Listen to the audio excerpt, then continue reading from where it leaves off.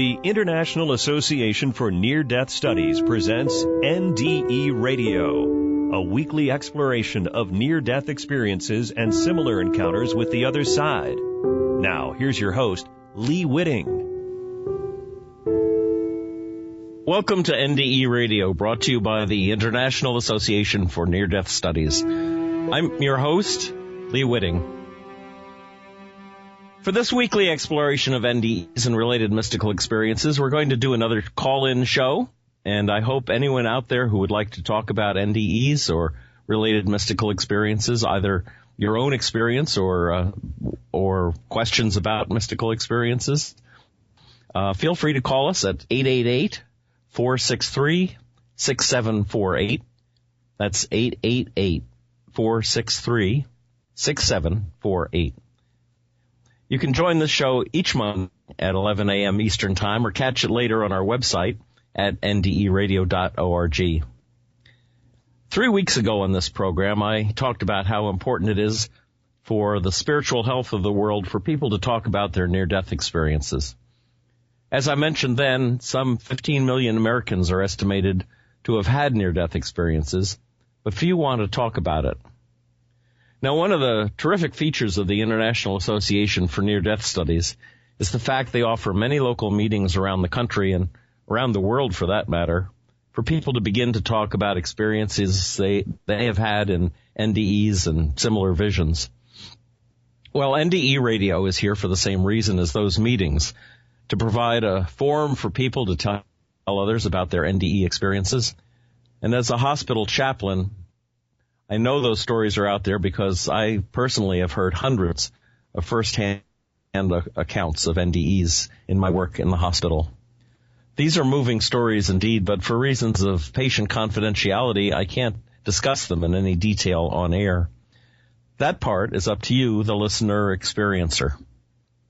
For listeners who feel ready to let the rest of us know what they've learned from the other side, here's the number to call, 888-463-6748. That's 888-463-6748.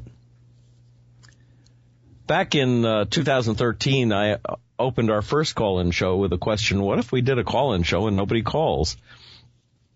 Well, folks, with the NDE story files from Ian's Resources, we have that covered. And let me give you our number one more time, and then I'll get into a first account from Ian's. 888-463-6748. 888-463-6748. Now, we have one of the people at Ian's, Ann Ellis, sends out monthly reports of near-death stories to the membership at Ian's.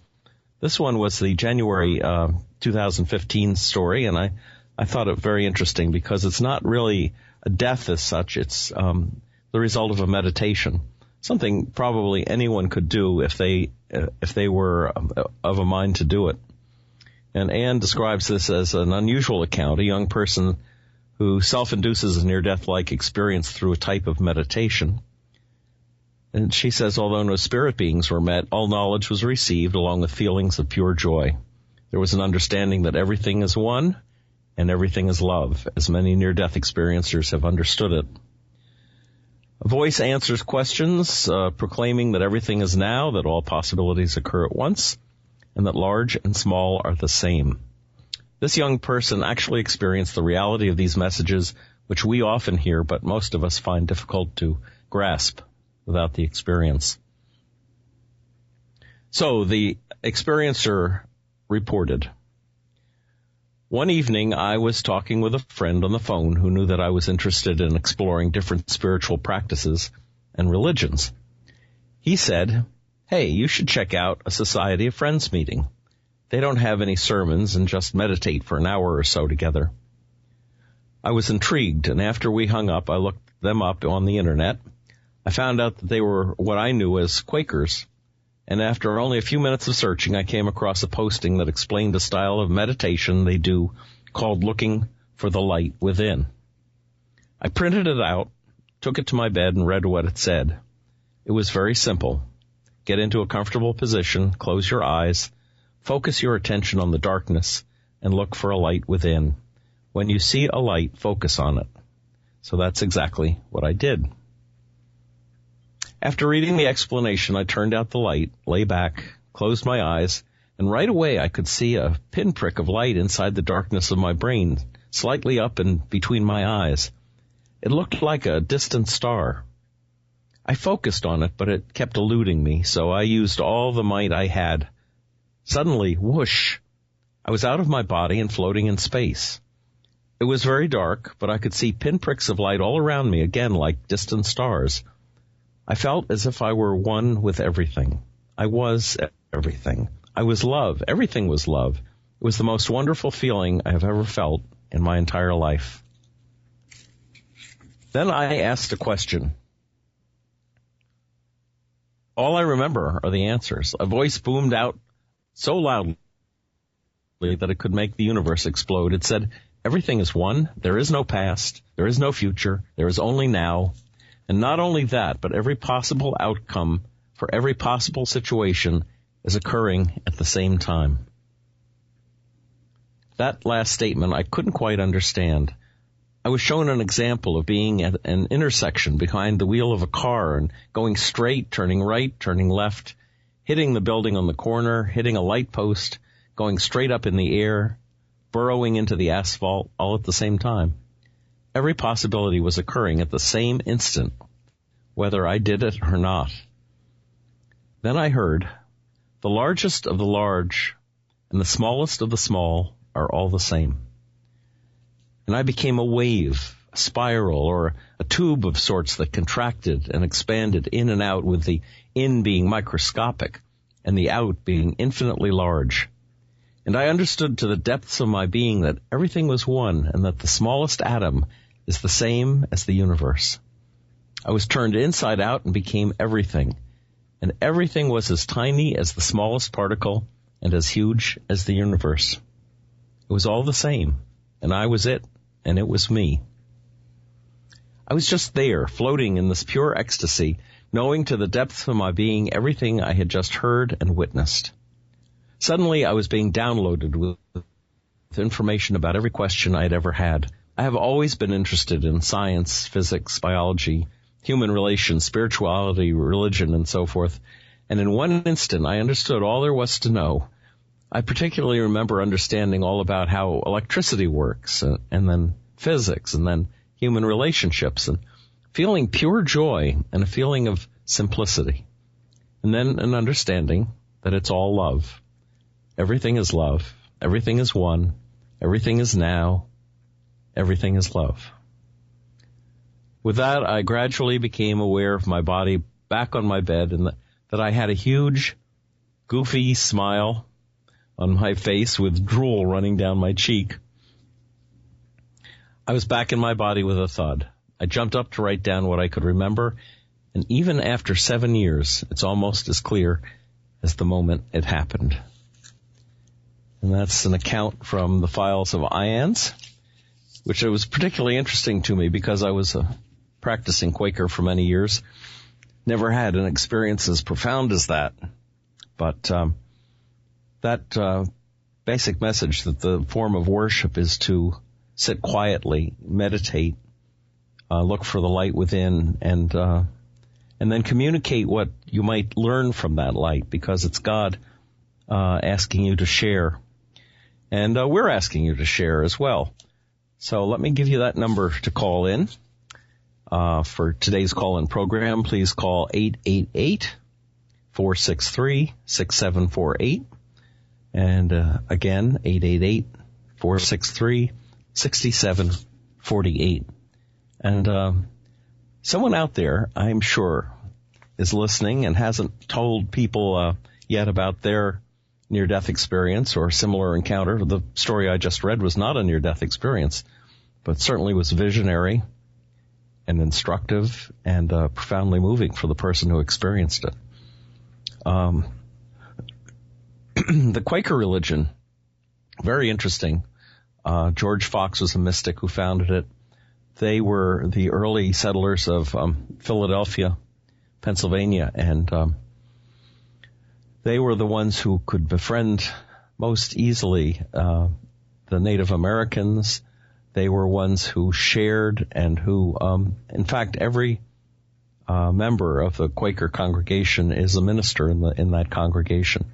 And some of the most beautiful ceremonies you'll ever attend are the weddings that take place in the Quaker meeting house. It's meditation is involved in it as well as all the other traditions. Let me read you another story from the files of IANS. Anne describes this following account about a boy who drowns and recalls leaving his body, having a life review, and meeting a being which he refers to as a shadowy figure. After he was sent back, he was visited by the same being for 10 years after the incident, whom he could see or feel. Few near-death accounts speak of continued visits like this, although they may take place. Regarding his return to his body, a few other near-death experiencers have reported being pushed back into their bodies. In this case, he reinterprets what felt like to be pushed. He relates it to his brother rescuing him from the water. And probably they were simultaneous. He speaks of some interesting after effects, many of which other near-death experiencers report. And so this experiencer tells us this. I was 8 years old when I was pulled under the water by a strong riptide at the beach. I remember trying to swim out of the tide, but I couldn't. The next thing I remember was losing my breath and seeing my life flash by, which was very short since I was only 8 years old. Then all of a sudden, I floated outside my body, and I remember looking at my arms floating and my face, and I felt so happy. It was the happiest I've ever felt and the most peace I've ever felt. I saw a shadowy figure, which I think to be my spirit guide now because I saw him for about 10 years after this happened. He would show up, and I would visibly see him or feel him when I was scared. When I saw him, he was standing in front of a white light in a dark tunnel. I was so excited to join him, and I started floating towards him in the white light. I guess you could say my soul was floating towards him, or it might have been me still in my body, but a more transparent body. As soon as I started toward him, I heard someone, I'm not sure if it was the shadowy figure, say, "Go back, it's not your time." Right then, I felt like I was pushed back through the tunnel. I could actually feel the push. It was so hard. Actually, it was my 10-year-old brother pulling me up on his bodyboard by the arm. Out of the entire ocean, how did he find me? I was not breathing, and I was underwater. There's no way he could have known I was there. But something made him come over to where I was, reach under the water, know that I was in trouble, and pull me on his bodyboard and swim me back to shore. After this experience, my spirit guide did visit me a lot. I have psychic abilities and deep intuition in my life. I've always thought it was a positive thing that happened to me. I feel like this experience gave me an aura of peace that other people say they can feel when they are around me. It has a lot of healing power, and I'm able to sympathize with people on a deep level because I can feel what other people feel without them saying anything. I feel blessed to have had this experience. However, sometimes it's very hard for people to believe or understand. And that, of course, is one of the things that NDEers encounter when they try to tell their story to family or friends, a doctor or whoever it is that's nearby when they're revived. When a code blue is called at the hospital and I'm called in on the case, I always ask very gently to the person whose heart has stopped. That's usually the code blue call. Well, did you see anything on the other side? And about 10 or perhaps 15% of the people I ask that question to will say yes. They do remember something. It may just be a brief memory, or it might be something really profound and deep. Time seems to stand still when you're on the other side. So somebody can be unconscious or clinically dead for a few minutes and have a multitude of experiences, traveling into the light, seeing family and friends, seeing pets, perhaps, angels, meeting Jesus or some other religious figure, walking with angels toward a heavenly city. This can happen very quickly, and in our time, although it seems like they have been gone for hours. Speaking of hours, our half hour is half over, and we haven't heard from anyone yet.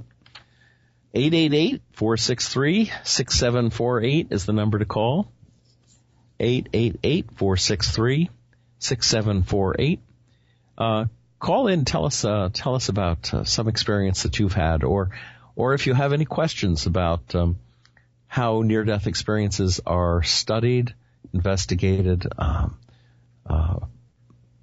publicized, because now with movies and many, many books in the market, many of the books, by the way, being bestsellers, there is much more willingness to discuss the experience, the near-death experience in public. And if you've ever been to one of our IANS conferences, you know what an amazing event that can be. They usually take place on Labor Day weekend. This year it's going to be in San Antonio.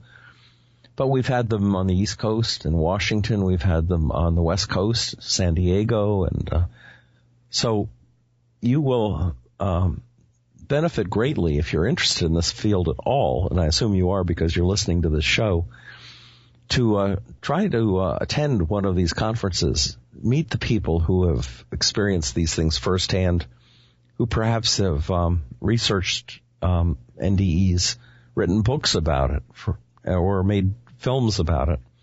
It's quite an exciting time, and to be in a room, if you're an experiencer yourself, to be in a room where several hundred people have gotten together, many of whom are NDE folks, then you will feel an energy that you just won't find anywhere else.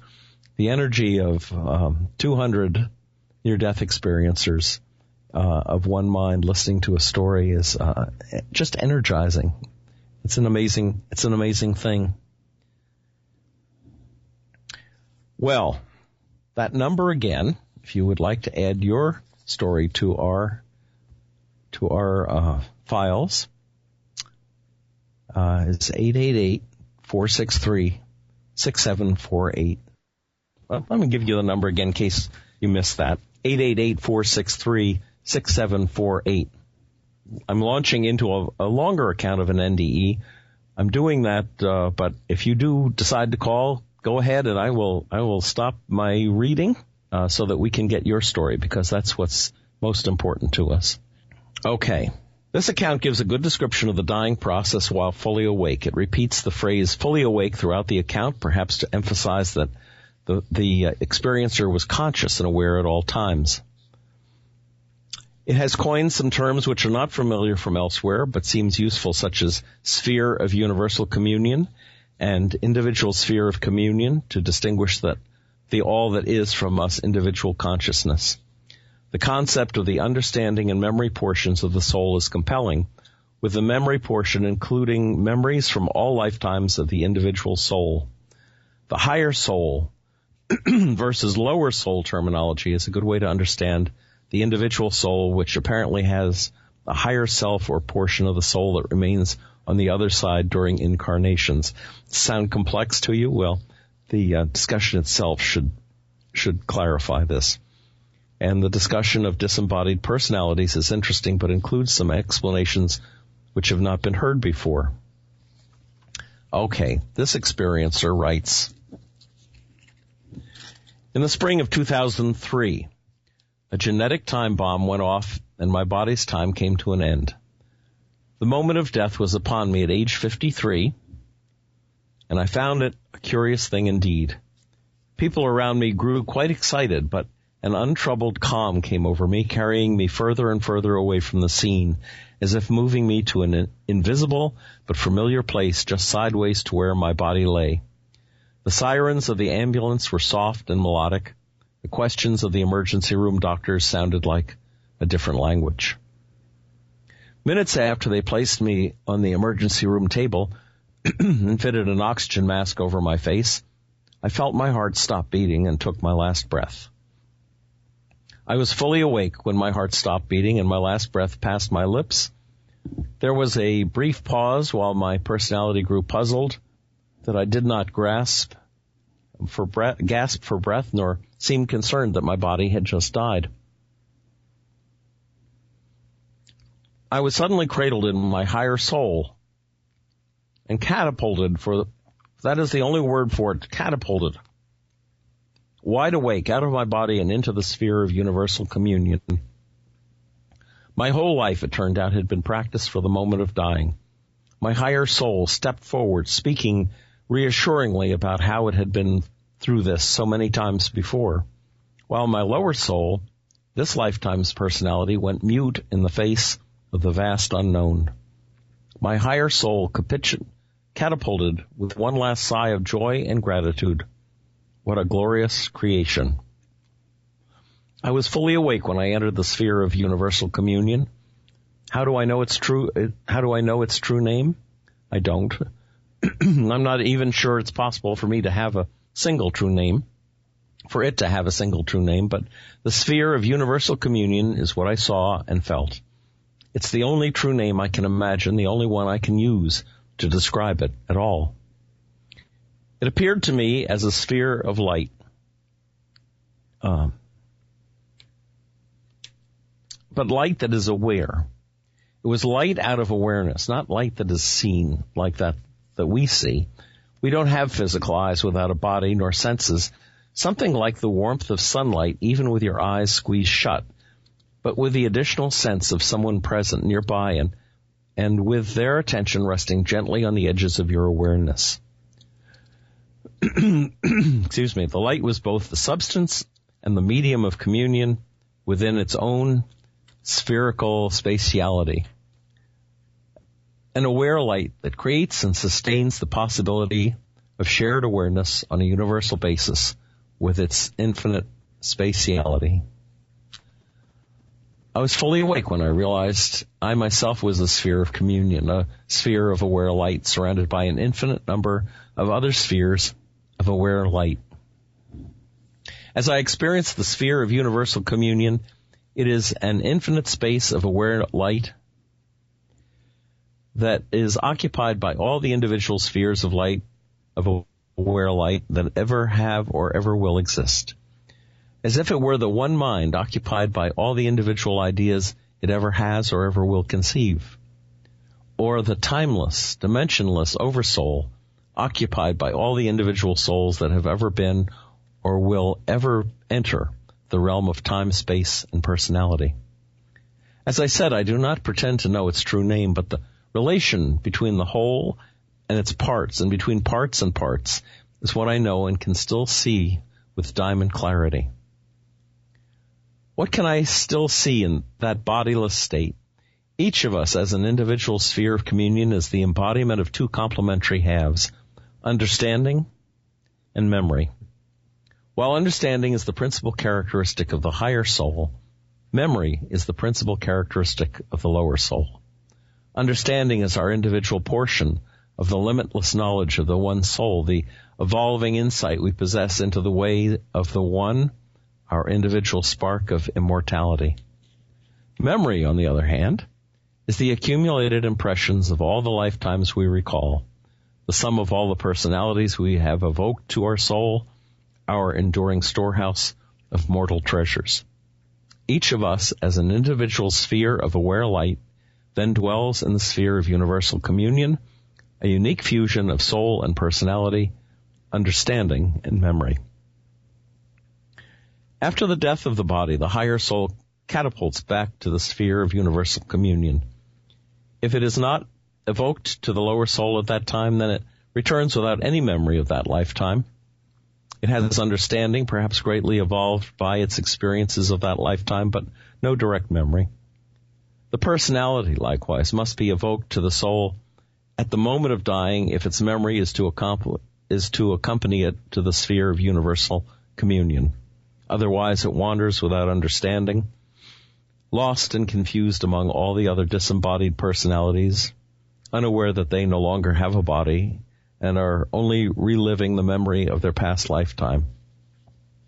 It is for this reason that it is so important to unite the higher soul and lower soul during this lifetime before the moment of dying arrives.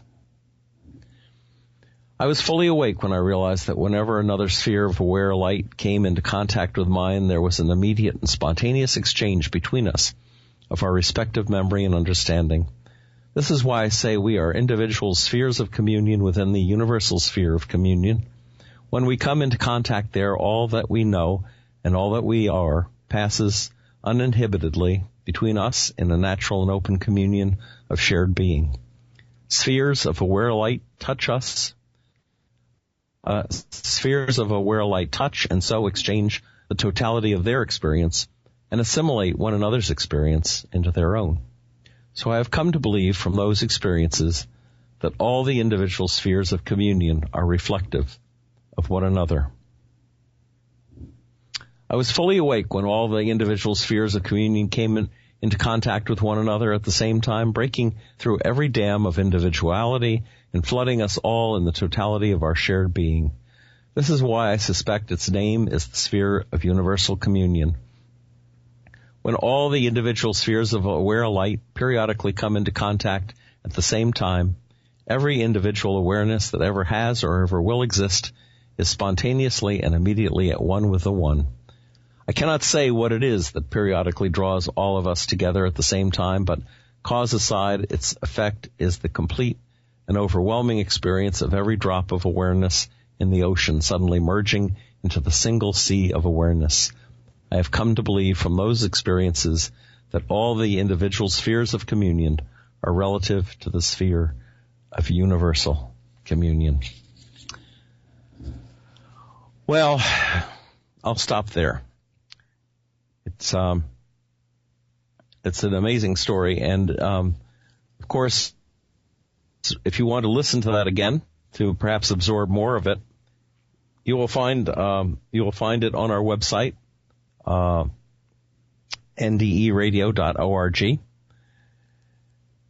So I thank you for listening today to NDE Radio, and we will have another call-in show again soon.